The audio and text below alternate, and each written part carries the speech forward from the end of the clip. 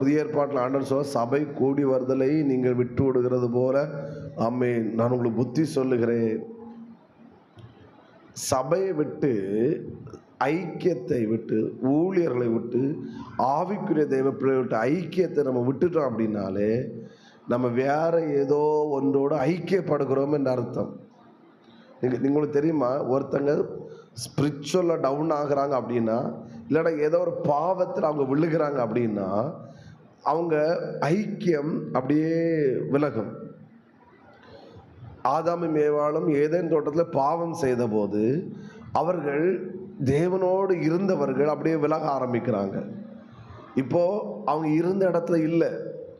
ஆண்டவர் போகும்போது எந்த இடத்துல இருந்தாரோ அதே இடத்துல வந்து பார்க்கிறாரு, அங்க இல்லை. கூப்பிடுறார், ஆதாமே எங்கே இருக்கிறாய்? நான் வரும்போதெல்லாம் இங்கே தான் உட்கார்ந்துருந்தேன், இப்போ உங்க இல்லையே. அவங்க சொல்ற, நான் ஒளித்திருக்கிறேன், என்னால் நிற்கும் அந்த